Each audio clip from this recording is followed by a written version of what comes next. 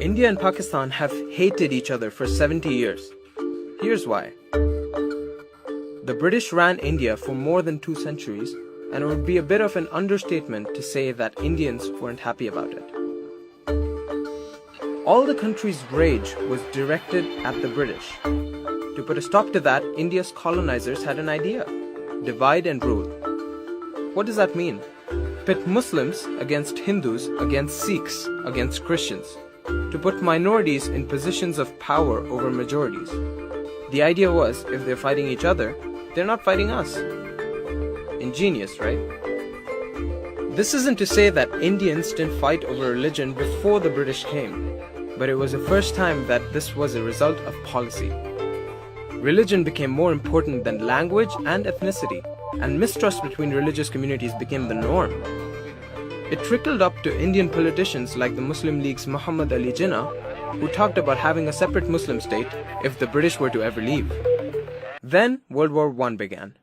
The British promised to leave India if Indians fought for them. They fought, but independence didn't happen. 2 decades later, it was World War II. Again, there was a promise of independence in return for troops. This time, leaders like Mahatma Gandhi and Jawaharlal Nehru, who would later be India's first Prime Minister, said no. Jinnah, the Muslim League leader, wanted British support for a new Muslim country, so he convinced Indian Muslims to fight. If you wondered what Indians were doing at Dunkirk, now you know. By the time World War II ended, it was clear that the British were going to leave. Many Muslims began to fear living under a Hindu majority in a democratic India, and many Hindus were angry that Muslims wanted to break up the country. This descended into brutal acts like killings, forced conversions, arson, abductions, rape, and ethnic cleansing. It all came to a head in Kolkata in August 1946. 4,000 Hindus were killed in the Great Calcutta Killings. This scared the British, and they promised to leave India in 1948. But their exit from India was not going to be clean or peaceful. The religious divisions they had stoked had turned into an inferno. Jinnah seized this opportunity and demanded a separate Muslim state. Nehru, also scared by the violence, reluctantly agreed. Gandhi opposed it, but it was too late. Jinnah's supporters were in no mood to debate. Thinking they'd fix things, the British announced they would leave in August 1947, a year earlier than planned. This is the man who was brought in to divide the Indian Empire. Cyril Ratcliffe, a British lawyer who had never been anywhere east of Paris.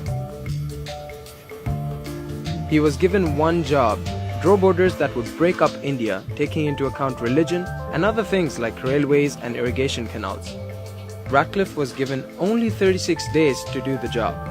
He finished 3 days ahead of schedule, but the lines that created West Pakistan, India, and East Pakistan were kept a secret until after independence.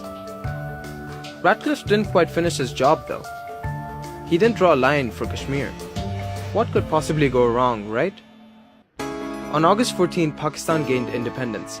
India gained independence the next day. Partition had become a reality.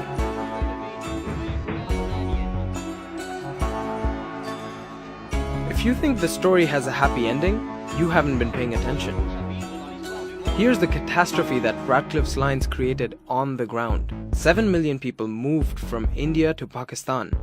7 million more went from Pakistan to India. 1 million were killed in the process, murdered, starved, and poisoned. Mobs lynched trains full of men, women, and children, and families have been split apart to this day. The militaries of the two countries were practically useless while this was going on. Soldiers were busy figuring out their own lives.